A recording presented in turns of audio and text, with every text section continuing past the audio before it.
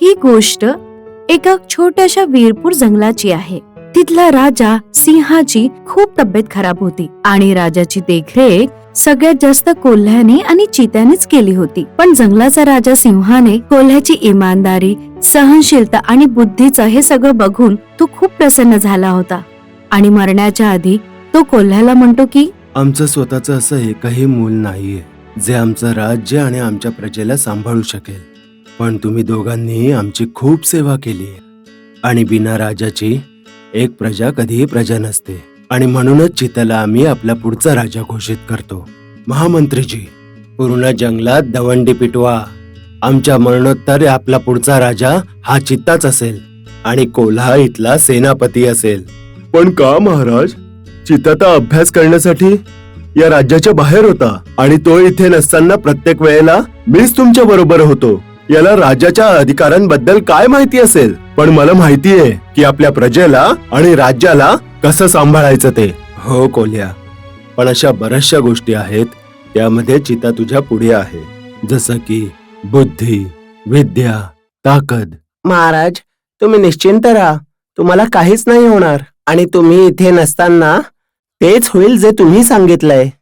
राजाच्या जवळ खूप कमी वेळ वाचला होता, त्यामुळे तो कमी वेळातच सगळं काही आपल्या मंत्रीला समजावून देतो आणि खूप लवकर राजाचा मृत्यू होतो. जसा राजाचा मृत्यू झाला, सगळं शासन चिताजवळ येतं आणि ही गोष्ट कोल्ह्याला अजिबात आवडत नाही आणि त्यानंतर तो गावकरींना खूप भडकवतो. गावाल्यांनो, माहित नाही त्या चित्याने महाराजांवर कुठला जादूटोणा केलाय ते, जे जाण्याच्या आधी ते आपलं शासन त्या चित्याच्या हवाली करून गेलेत. जो जंगलात कधी राहिलाच नाही त्याला काय माहिती की जंगलातलं राहणीमान कसं असतं ते आणि ह्या जंगलाला कसं सांभाळायचं ते. आता तुम्हीच सांगा की तुम्हाला चित्त्याला राजाच्या रूपात पाहायचं आहे का की मग मला? कोल्ह्या, हे तुझ्या बरोबर खूपच वाईट झालं. माहित नाही त्या चित्त्याने राजांवर काय जादू केली ते की तो या राज्याचा राजा बनलाय. जंगलवासियांनो, आता तुम्हीच सांगा, मी काही चुकीचं म्हणतोय का? अरे कोल्ह्या बाळा, तू काळजी करू नकोस. तू आमच्या बरोबर लहानपणापासून आहेस आणि आम्ही तुला एकदम चांगल्या प्रकारे ओळखतो की तू आम्हा सर्वांबद्दल किती विचार करतोस ते. आम्ही मंत्री आणि या नवीन राजाशी बोलू आणि तरीही याने आपली राजगादी नाही सोडली तर आम्ही याच्या विरोधात आंदोलन करू.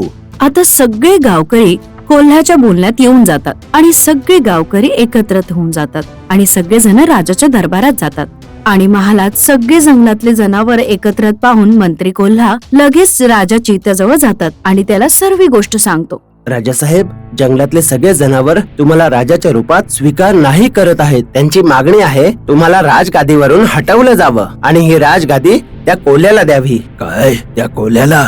परंतु का?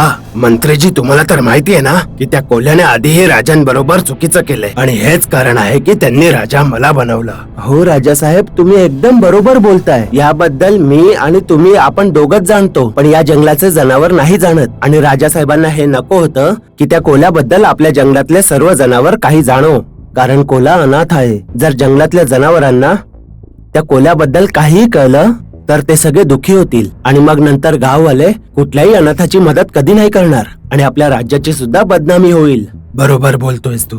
आता मलाच काहीतरी करावं लागणार आहे. मंत्री, तुम्ही एक काम करा, तुम्ही आपल्या जंगलात दवंडी पिटवा की आज संध्याकाळी आम्ही एक खूप मोठी घोषणा करणार आहोत आणि ही घोषणा या जंगलातल्या सर्व जनावरांच्या हितासाठी असेल. तर संध्याकाळी जंगलातले सगळे जनावर वेळेतच महालात या. राजाची गोष्ट ऐकून कोल्हा जंगलातल्या सगळ्या जनावरांना सांगतो की आज रात्री राजा चिता जंगलातल्या सगळी जनावरांच्या समोर एक काहीतरी गोष्ट सांगणार आहे, जेणेकरून गाववाल्यांना फायदाच होईल.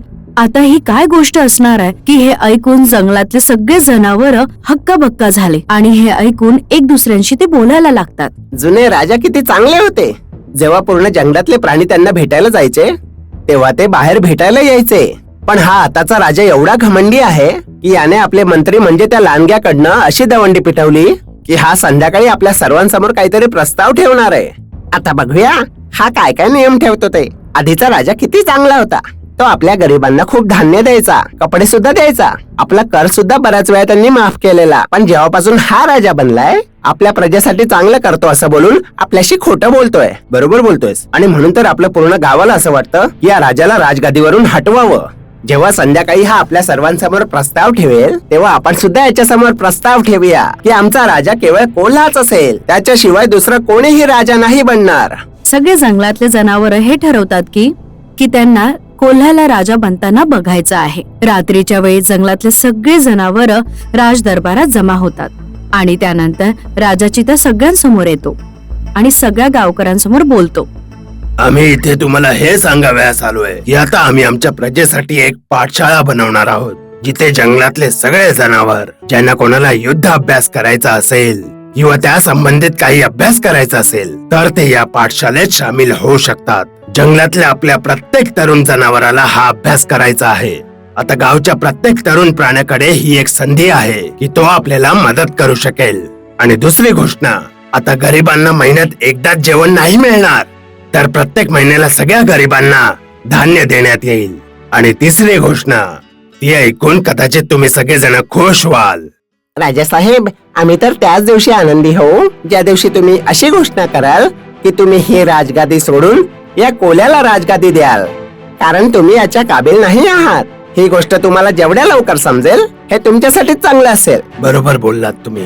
यासाठी आम्ही असा निर्णय घेतलाय की आम्ही असंच आमचं शासन कोणाच्याही हाती नाही देऊ शकत. आम्ही इथे नव्हतो म्हणून आम्हाला हे माहित नाही की कोण कुठल्या लायक आहे ते. म्हणून आम्ही विचार केलाय की तुम्हा सर्वांच्या सांगण्यावरून मी कोल्ह्याला एक दिवसाचा राजा बनवतो.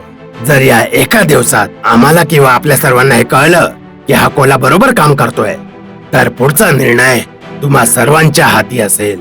मग भले तुम्ही सर्व त्या कोल्ह्याला राजा बनवा किंवा मला. राजाची ही गोष्ट ऐकून जंगलातले सगळे जनावर आणि त्याचसोबत राजदरबाराचे सगळे मंत्री आणि सिपाही आपसात बोलायला लागतात आणि मंत्री कोल्हा खूप आश्चर्यचकितने बघतो. पण या गोष्टीमुळे पहिला कोल्हा खूप आनंदित होतो, कारण की त्याच्यासाठी एक दिवसच खूप मोठा होता आणि दुसऱ्या दिवशी एका दिवसासाठी कोल्ह्याला राजा बनवतात. पण कोल्हा ही गोष्ट विसरतो की तो फक्त एकाच दिवसासाठी राजा बनलेला आहे आणि तो आमिष मध्ये येऊन गाववाल्यांच्या नजरेत उठण्यासाठी तो खूप काही चुकीचे निर्णय घ्यायला लागतो. मंत्री साहेब, धान्य भांडार एकदम पूर्णपणे भरलेले आहे. हे धान्य भांडार राज्यासाठी नाही तर इथल्या प्रजेसाठी आहे.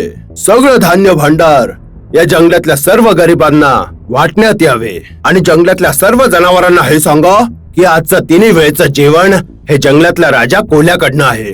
म्हणजे जंगलातल्या सर्व प्राण्यांना लक्षात राहील की मी किती चांगला राजा आहे ते, आणि भविष्य काळात हे सगळेजण मलाच राजा म्हणून निवडतील. राजा, हे तुम्ही काय करताय? ते धान्य भांडार वाईट काळासाठी आहे. धान्य भांडार राजमहालात यासाठी ठेवलं जातं की जेव्हा कधी आपल्या राज्यात खाण्यासाठी कमी असेल किंवा सगळे भुके असतील तेव्हा या धान्य भांडाराचा वापर करण्यात येईल. आणि तुम्हाला हे आता वाटप करायचंय आणि त्याशिवाय सगळ्या जनावरांना 3 वेळचं जेवण सुद्धा द्यायचंय. राज दरबारात खायला देणं ही काही छोटी गोष्ट नाहीये. आम्ही जेवढं सांगितलंय तेवढंच करा.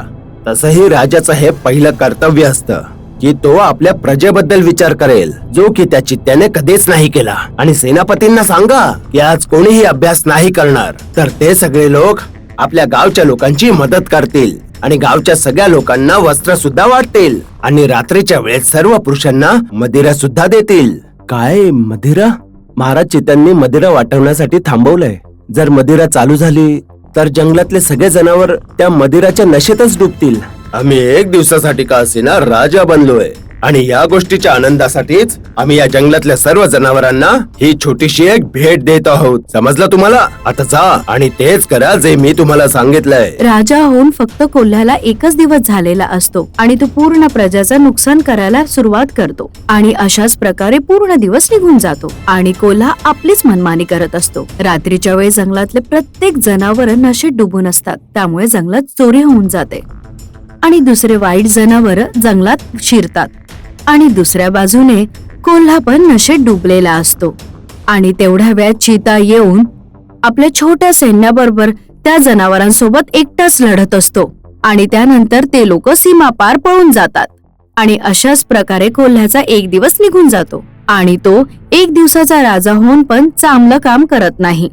आणि दुसऱ्या दिवशी जेव्हा तो शुद्धीत येतो तर त्याला जाणीव होते की त्यांनी प्रजेचं किती नुकसान केलेलं आहे आणि स्वतःला वाचवण्यासाठी मला जे काही सोनं होतं ते घेऊन तो पळून जातो. आणि दुसऱ्या दिवशी जंगलातले सगळे जनावर एकत्रित होऊन राजाच्या दरबारात जातात. यावेळी जंगलातले सगळे जनावर लाजेमुळे आपली मान खाली टाकतात. राजाजी, तुम्ही आम्हाला माफ करा. तुम्ही बरोबर निर्णय घेतला होता की त्या कोल्ह्याला फक्त एका दिवसाचा राजा बनवलं होतं. यामुळे तुम्ही आमचे डोळेच उघडलेत. आम्हाला आता हे समजलंय, जर तो राजा बनला तर कदाचित आमची प्रजा ही 2 दिवसातच संपली असती. मला आनंद आहे की जे मला तुम्हा सर्वांना समजवायचं होतं तुम्हा सर्वांना ते समजलंय. पण या एका दिवसातच त्या कोल्ह्याने आपलं बरंच नुकसान केलंय. म्हणून तुम्हा सर्वांना मी ही विनंती करतो की या वेळेला कोणाचाही कर माफ करण्यात नाही येणार. तुम्हा सर्वांना माझी साथ द्यावी लागेल, कारण आता धान्य भांडारात धान्य नाहीये आणि नाही महलात जास्त सोनं. आणि रात्री लुटेऱ्यांनी सुद्धा येऊन आपलं जंगल लुटलंय. म्हणून अशा वाईट काळात मला आपल्या प्रजेची साथ हवी आहे. आणि राहिली त्या कोल्ह्याची गोष्ट, तर आम्ही त्याला लवकरच पकडू. बरोबर बोललात. प्राणी बळाने नाही तर बुद्धीने बलवान असतात. तुम्ही आपल्या बुद्धीचा उपयोग केला. हाच फरक असतो ज्ञानी आणि मूर्खांमध्ये.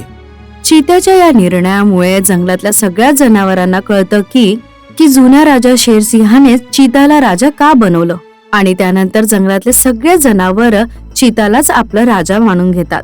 आणि जो 1 दिवसाचा राजा बनतो त्याला पकडण्यासाठी सगळेजण एकत्रित होतात, कारण की त्याला कडक शिक्षा द्यायला हवी म्हणून.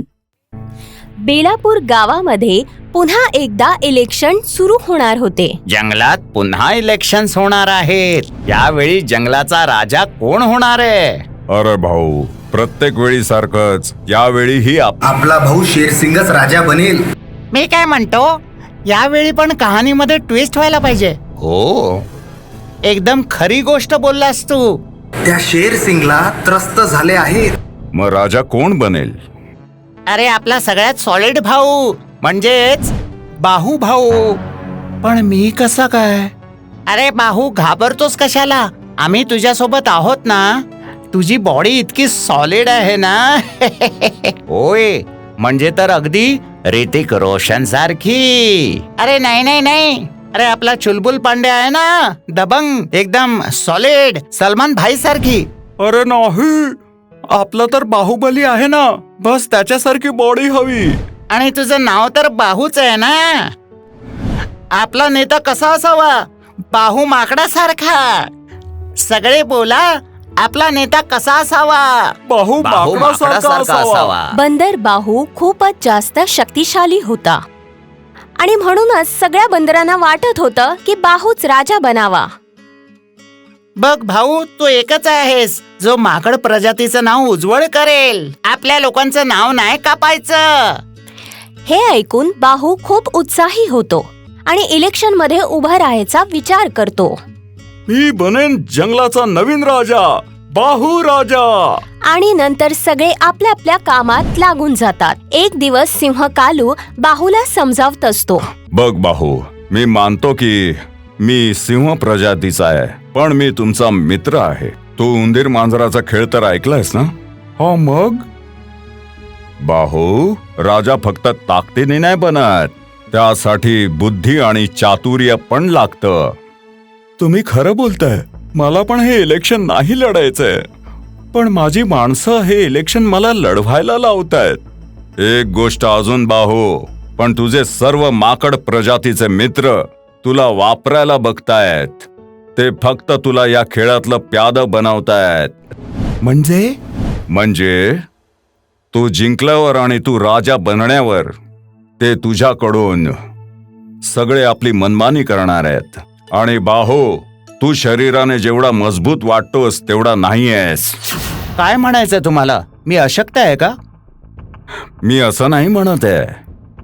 अरे, की तू भित्रा भागूबाई आहेस, पण तू भाऊक आहेस, खूप भाऊक आहेस. तू लगेच कोणावरही विश्वास ठेवतोस आणि राजकारणात शासन करणं आलं पाहिजे. मला वाटतं तुम्ही खरं बोलताय. आता मी इलेक्शनसाठी नाही उभा राहणार.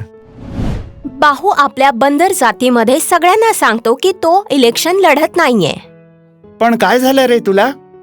बाहू सगळ्यांना कालूनी म्हटलेल्या गोष्टी सांगतो. हे सगळं तुला हटवण्यासाठी काळूची चाल आहे.